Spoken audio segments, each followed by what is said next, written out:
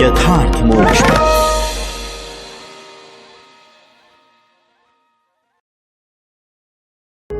यथार्थ मोक्ष प्रस्तुत कर रहा है अतुल्य संपूर्ण महाभारत। श्री महाभारतम बकवध पर्व 156वां अध्याय। ब्राह्मण परिवार का कष्ट दूर करने के लिए कुंती की भीमसेन से बातचीत तथा ब्राह्मण के चिंतापूर्ण उद्गार। जन्मेजय ने पूछा, द्विज श्रेष्ठ, कुंती के महारथी पुत्र पांडव जब एक चक्रा नगरी में पहुंच गए, उसके बाद उन्होंने क्या किया? वैशंपायन जी ने कहा, राजन, एक चक्रा नगरी में जाकर महारथी कुंती पुत्र थोड़े दिनों तक एक ब्राह्मण के घर में रहे। जन्मेजय, उस समय वे सभी पांडव भांति भांति के रमणीय वनों, सुंदर भूभागों, सरिताओं और सरोवरों का दर्शन करते हुए भिक्षा के द्वारा जीवन निर्वाह करते थे। अपने उत्तम गुणों के कारण वे सभी नागरिकों के प्रीति पात्र हो गए थे। उन्हें देखकर नगर निवासी आपस में तर्क वितर्क करते हुए इस प्रकार की बातें करते थे, ये ब्राह्मण लोग तो देखने ही योग्य हैं। इनके आचार विचार शुद्ध एवं सुंदर हैं। इनकी आकृति देव कुमारों के समान जान पड़ती है। ये भीख मांगने योग्य नहीं, राज्य करने के योग्य हैं। सुकुमार होते हुए भी तपस्या में लगे हैं। इनमें सब प्रकार के शुभ लक्षण शोभा पाते हैं। ये कदापि भिक्षा ग्रहण करने योग्य नहीं है। शायद किसी कार्यवश भिक्षुकों के वेश में विचर रहे हैं। वे नागरिक पांडवों के आगमन को अपने बंधुजनों का ही आगमन मानकर उनके लिए भक्ष्य भोज्य पदार्थों से भरे हुए पात्र तैयार रखते थे और मौन व्रत का पालन करने वाले पांडव उनसे वह भिक्षा ग्रहण करते थे। हमें आए हुए बहुत देर हो गई, इसलिए माताजी चिंता में पड़ी होंगी। यह सोचकर माता के गौरव पाश में बंधे हुए पांडव बड़ी उतावली के साथ उनके पास लौट आते थे। प्रतिदिन रात्रि के आरंभ में भिक्षा लाकर वे माता कुंती को सौंप देते और वे बांटकर जिसके लिए जितना हिस्सा देती उतना ही पृथक पृथक लेकर पांडव लोग भोजन करते थे। वे चारों वीर परंतप पांडव अपनी माता के साथ आधी भिक्षा का उपयोग करते थे और संपूर्ण भिक्षा का आधा भाग अकेले महाबली भीमसेन खाते थे। भरतवंश शिरोमणि, इस प्रकार उस राष्ट्र में निवास करते हुए महात्मा पांडवों का बहुत समय बीत गया। तदनंतर एक दिन नरश्रेष्ठ युधिष्ठिर आदि 4 भाई भिक्षा के लिए गए, किंतु भीमसेन किसी कार्य विशेष के संबंध से कुंती के साथ वहां घर पर ही रह गए। भारत, उस दिन ब्राह्मण के घर में सहसा बड़े जोर का भयानक आर्तनाद होने लगा, जिसे कुंती ने सुना। राजन, उन ब्राह्मण परिवार के लोगों को बहुत रोते और विलाप करते देख कुंती देवी अत्यंत दयालुता तथा साधु स्वभाव के कारण सहन न कर सकी। उस समय उनका दुख मानो कुंती देवी के हृदय को मथे डालता था। अतः कल्याणमयी कुंती भीमसेन से इस प्रकार करुणा युक्त वचन बोली, बेटा, हम लोग इस ब्राह्मण के घर में दुर्योधन से अज्ञात रहकर बड़े सुख से निवास करते हैं। यहाँ हमारा इतना सत्कार हुआ है कि हम अपने दुख और दैन्य को भूल गए हैं। इसलिए पुत्र, मैं सदा यही सोचती रहती हूँ कि इस ब्राह्मण का मैं कौन सा प्रिय कार्य करूं, जिसे किसी के घर में सुखपूर्वक रहने वाले लोग किया करते हैं। तात, जिसके प्रति किया हुआ उपकार उसका बदला चुकाए बिना नष्ट नहीं होता, वही पुरुष है। दूसरा मनुष्य उसके प्रति जितना उपकार करे, वह उससे भी अधिक उस मनुष्य का प्रत्युपकार कर दे। इस समय निश्चय ही इस ब्राह्मण पर कोई भारी दुख आ पड़ा है। यदि उसमें मैं इसकी सहायता करूं तो वास्तविक उपकार हो सकता है। भीमसेन बोले, मां, पहले यह मालूम करो कि इस ब्राह्मण को क्या दुख है और वह किस कारण से प्राप्त हुआ है। जान लेने पर अत्यंत दुष्कर होगा तो भी मैं इसका कष्ट दूर करने के लिए उद्योग करूंगा। वैशंपायन जी कहते हैं, राजन, वे मां बेटे इस प्रकार बात कर ही रहे थे कि पुनः पत्नी सहित ब्राह्मण का आर्तनाद उनके कानों में पड़ा। तब कुंती देवी तुरंत ही उस महात्मा ब्राह्मण के अंतःपुर में घुस गई, ठीक उसी तरह जैसे घर के भीतर बंधे हुए बछड़े वाली गाय स्वयं ही उसके पास पहुंच जाती है। भीतर जाकर कुंती ने ब्राह्मण को वहां पत्नी, पुत्र और कन्या के साथ नीचे मुंह किए बैठे देखा। ब्राह्मण देवता कह रहे थे, जगत के इस जीवन को धिक्कार है, क्योंकि यह सारहीन, निरर्थक, दुख की जड़, पराधीन और अत्यंत अप्रिय का भागी है। जीने में महान दुख है। जीवन काल में बड़ी भारी चिंता का सामना करना पड़ता है। जिसने जीवन धारण कर रखा है उसे दुखों की प्राप्ति अवश्य होती है। जीवात्मा अकेला ही धर्म, अर्थ और काम का सेवन करता है। इनका वियोग होना भी उसके लिए महान और अनंत दुख का कारण होता है। कुछ लोग चारों पुरुषार्थों में मोक्ष को ही सर्वोत्तम बतलाते हैं, किंतु वह भी मेरे लिए किसी प्रकार सुलभ नहीं है। अर्थ की प्राप्ति होने पर तो नरक का संपूर्ण दुख भोगना ही पड़ता है। धन की इच्छा सबसे बड़ा दुख है, किंतु धन प्राप्त करने में तो और भी अधिक दुख है। और जिसकी धन में आसक्ति हो गई है उसे उस धन का वियोग होने पर इतना महान दुख होता है जिसकी कोई सीमा नहीं है।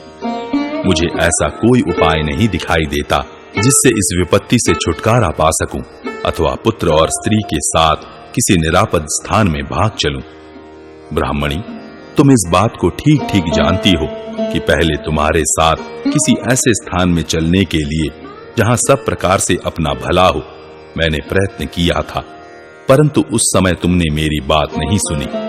मूढ़मते, मैं बार बार तुमसे अन्यत्र चलने के लिए अनुरोध करता। उस समय तुम कहने लगती थी, यही मेरा जन्म हुआ, यहीं बड़ी हुई तथा मेरे पिता भी यहीं रहते थे। अरे, तुम्हारे बूढ़े माता पिता और पहले के भाई बंधु जिसे छोड़कर बहुत दिन हुए स्वर्गलोक को चले गए, वहीं निवास करने के लिए यह आसक्ति कैसी? तुमने बंधु बांधवों के साथ रहने की इच्छा रखकर जो मेरी बात नहीं सुनी, उसी का यह फल है कि आज समस्त भाई बंधुओं के विनाश की घड़ी आ पहुंची है, जो मेरे लिए अत्यंत दुख का कारण है। अथवा यह मेरे ही विनाश का समय है, क्योंकि मैं स्वयं जीवित रहकर क्रूर मनुष्य की भांति दूसरे किसी भाई बंधु का त्याग नहीं कर सकूंगा। प्रिय, तुम मेरी सहधर्मिणी और इंद्रियों को संयम में रखने वाली हो। सदा सावधान रहकर माता के समान मेरा पालन पोषण करती हो। देवताओं ने तुम्हें मेरी सखी बनाया है। तुम सदा मेरी परम गति हो। तुम्हारे पिता माता ने तुम्हें सदा के लिए मेरे गृहस्थ आश्रम की अधिकारिणी बनाया है। मैंने विधि पूर्वक तुम्हारा वर्ण करके मंत्रोच्चारण पूर्वक तुम्हारे साथ विवाह किया है। तुम कुलीन, सुशीला और संतानवती हो, सती साध्वी हो। तुमने कभी मेरा अपकार नहीं किया है। तुम नित्य मेरे अनुकूल चलने वाली धर्म पत्नी हो। अतः मैं अपने जीवन की रक्षा के लिए तुम्हें नहीं त्याग सकूंगा। फिर स्वयं ही अपने उस पुत्र का त्याग तो कैसे कर सकूंगा जो अभी निरा बच्चा है, जिसने युवावस्था में प्रवेश नहीं किया है तथा जिसके शरीर में अभी जवानी के लक्षण तक नहीं प्रकट हुए हैं। साथ ही अपनी इस कन्या को कैसे त्याग दूं, जिसे महात्मा ब्रह्मा जी ने उसके भावी पति के लिए धरोहर के रूप में मेरे यहां रख छोड़ा है, जिसके होने से मैं पितरों के साथ दौहित्र जनित पुण्य लोकों को पाने की आशा रखता हूं। उसी अपनी बालिका को स्वयं ही जन्म देकर मैं मौत के मुख में कैसे छोड़ सकता हूं? कुछ लोग ऐसा मानते हैं कि पिता का अधिक स्नेह पुत्र पर होता है तथा कुछ दूसरे लोग पुत्री पर ही अधिक स्नेह बताते हैं, किंतु मेरे लिए दोनों ही समान हैं। जिस पर पुण्य लोक, वंश परंपरा और नित्य सुख सब कुछ सदा निर्भर रहते हैं, उस निष्पाप बालिका का परित्याग मैं कैसे कर सकता हूं?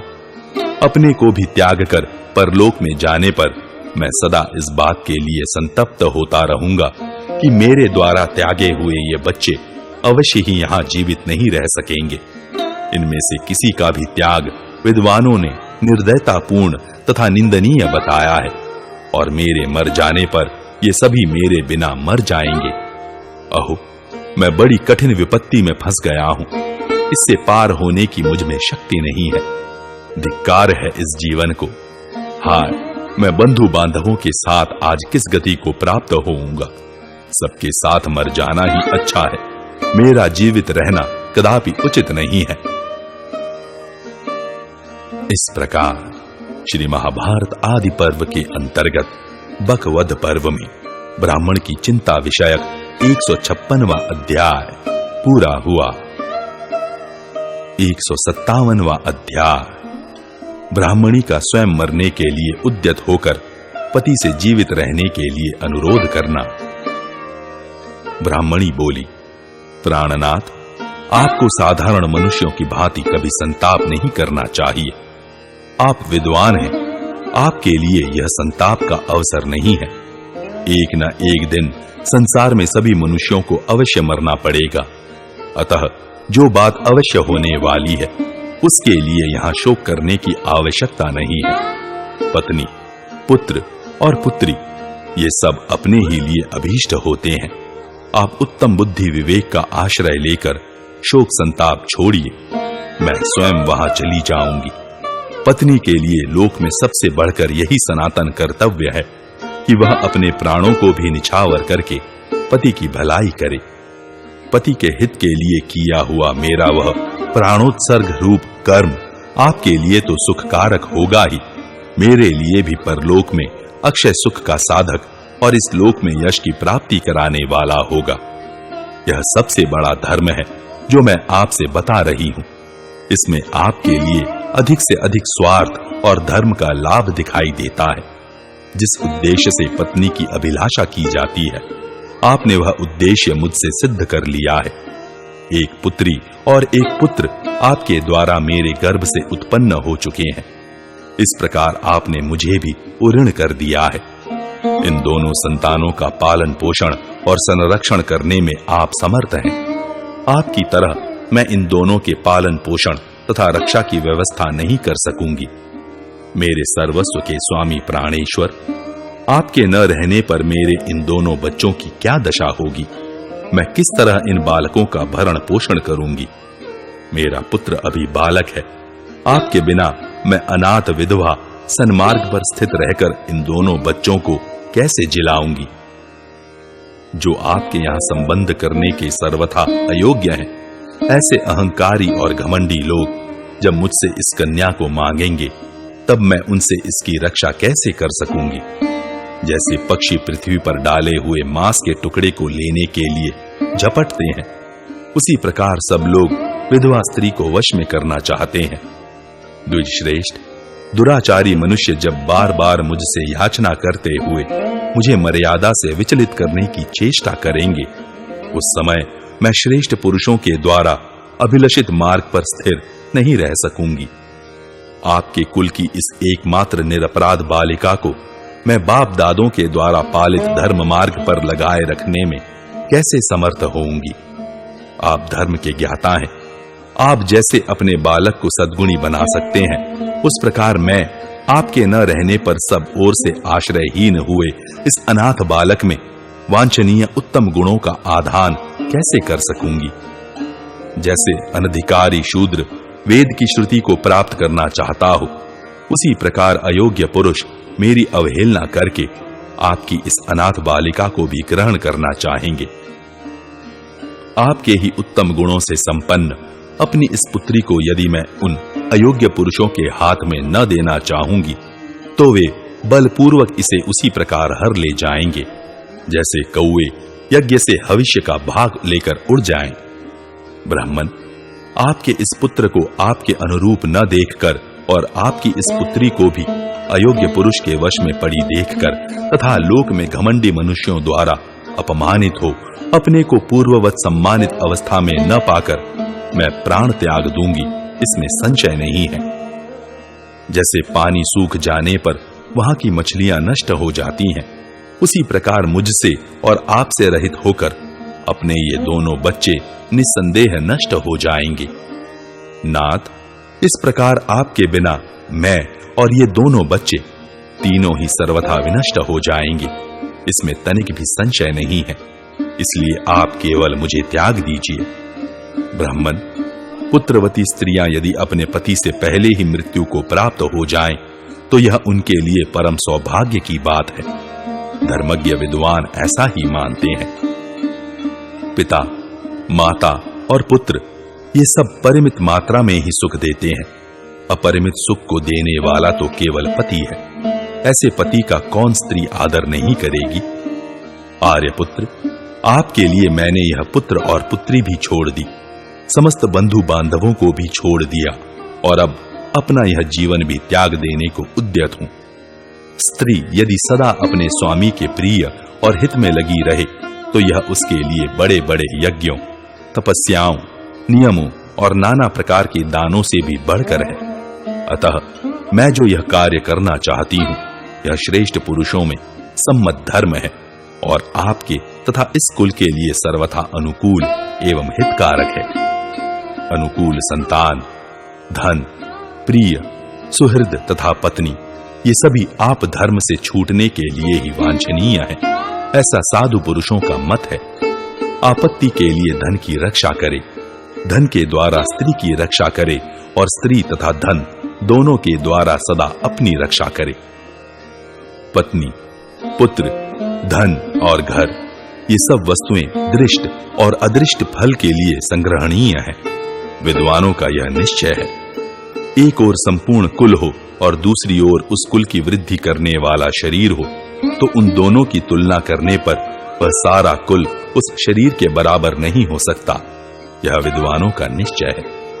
आर्य, अतः आप मेरे द्वारा अभीष्ट कार्य की सिद्धि कीजिए और स्वयं प्रयत्न करके अपने को इस संकट से बचाइए। मुझे राक्षस के पास जाने की आज्ञा दीजिए और मेरे दोनों बच्चों का पालन कीजिए। धर्मज्ञ विद्वानों ने धर्म निर्णय के प्रसंग में नारी को अवध्य बताया है। राक्षसों को भी लोग धर्मज्ञ कहते हैं, इसलिए संभव है वह राक्षस भी मुझे स्त्री समझकर न मारे। पुरुष वहां जाएं तो वह राक्षस उनका वध कर ही डालेगा, इसमें संशय नहीं है, परंतु स्त्रियों के वध में संदेह है। अतः धर्मज्ञ आर्यपुत्र, आप मुझे ही वहां भेजें। मैंने सब प्रकार के भोग भोग लिए, मन को प्रिय लगने वाली वस्तुएं प्राप्त कर ली, महान धर्म का अनुष्ठान भी पूरा कर लिया और आपसे प्यारी संतान भी प्राप्त कर ली। अब यदि मेरी मृत्यु भी हो जाए तो उससे मुझे दुख न होगा। मुझसे पुत्र उत्पन्न हो गया, मैं बूढ़ी भी हो चली और सदा आपका प्रिय करने की इच्छा रखती आई हूं।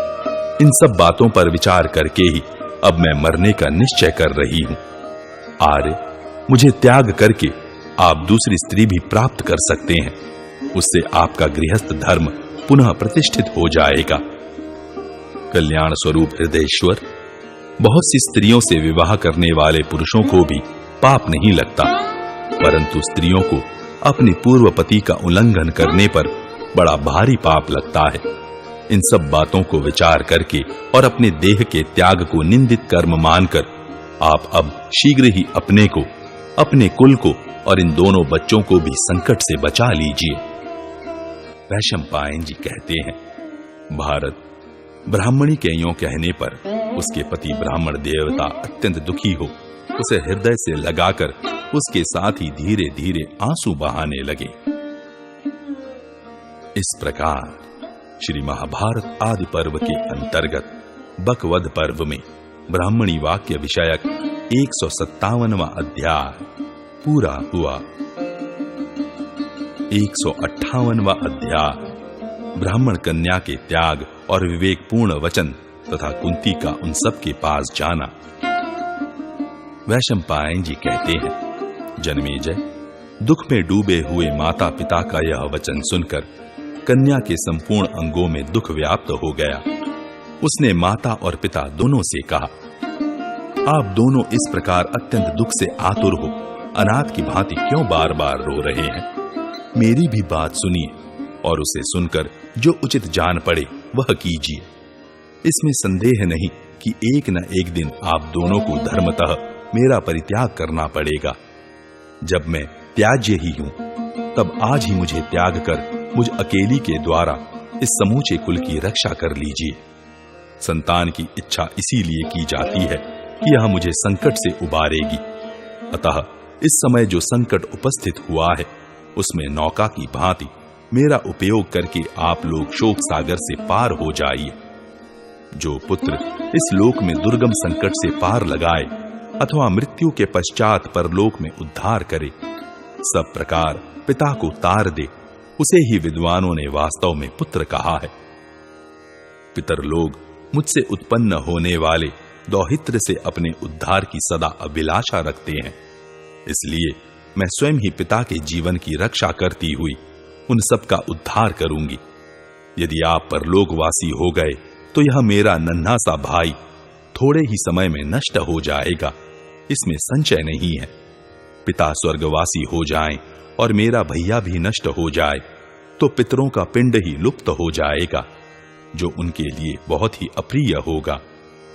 पिता, माता और भाई तीनों से परित्यक्त होकर मैं एक दुख से दूसरे महान दुख में पड़कर निश्चय ही मर जाऊंगी।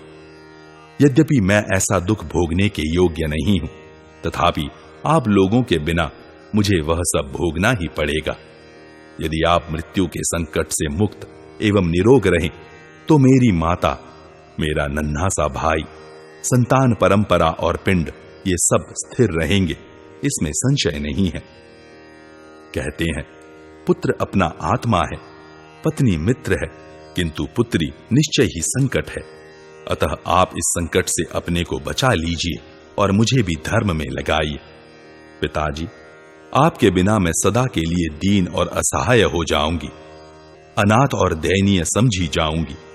अरक्षित बालिका होने के कारण मुझे जहां कहीं भी जाने के लिए विवश होना पड़ेगा, अथवा मैं अपने को मृत्यु के मुख में डालकर इस कुल को संकट से छुड़ाऊंगी। यह अत्यंत दुष्कर कर्म कर लेने से मेरी मृत्यु सफल हो जाएगी। द्विज श्रेष्ठ पिताजी, यदि आप मुझे त्याग कर स्वयं राक्षस के पास चले जाएंगे तो मैं बड़े दुख में पड़ जाऊंगी। अतः मेरी ओर भी देखिए। अतः हे साधु शिरोमणे, आप मेरे लिए, धर्म के लिए तथा संतान की रक्षा के लिए भी अपनी रक्षा कीजिए और मुझे, जिसको एक दिन छोड़ना ही है, आज ही त्याग दीजिए। पिताजी, जो काम अवश्य करना है उसका निश्चय करने में आपको अपना समय व्यर्थ नहीं जाने देना चाहिए। हम लोगों के लिए इससे बढ़कर महान दुख और क्या होगा कि आपके स्वर्गवासी हो जाने पर हम दूसरों से अन्न की भीख मांगते हुए कुत्तों की तरह इधर उधर दौड़ते फिरें। यदि मुझे त्याग कर आप अपने भाई बंधुओं सहित इस क्लेश से मुक्त हो, निरोग बने रहें, तो मैं अमर लोक में निवास करती हुई बहुत सुखी होऊंगी। यद्यपि ऐसे दान से देवता और पितर प्रसन्न नहीं होते, ऐसा मैंने सुन रखा है, तथापि आपके द्वारा दी हुई जलांजलि से वे प्रसन्न होकर अवश्य हमारा हित साधन करने वाले होंगे। वैशंपायन जी कहते हैं, जन्मेजय, इस तरह उस कन्या के मुख से नाना प्रकार का विलाप सुनकर पिता, माता और वह कन्या तीनों फूट फूट कर रोने लगे। तब उन सबको रोते देख ब्राह्मण का नन्हा सा बालक उन सब की ओर प्रफुल्ल नेत्रों से देखता हुआ तोतली भाषा में अस्पष्ट एवं मधुर वचन बोला, पिताजी, न रो, मां, न रो, बहन, न रो। वह हंसता हुआ सा प्रत्येक के पास जाता और सबसे यही बात कहता था। तदनंतर उसने एक तिनका उठा लिया और अत्यंत हर्ष में भरकर कहा, मैं इसी से उस नरभक्षी राक्षस को मार डालूंगा। यद्यपि वे सब लोग दुख में डूबे हुए थे, तथापि उस बालक की अस्पष्ट तोतली बोली सुनकर उनके हृदय में सहसा अत्यंत प्रसन्नता की लहर दौड़ गई। अब यही अपने को प्रकट करने का अवसर है, यह जानकर कुंती देवी उन सब के निकट गईं और अपनी अमृतमयी वाणी से उन मृतक मानवों को जीवन प्रदान करती हुई सी बोली। इस प्रकार श्री महाभारत आदि पर्व के अंतर्गत बकवध पर्व में ब्राह्मण की कन्या और पुत्र के वचन संबंधी 158वां अध्याय पूरा हुआ।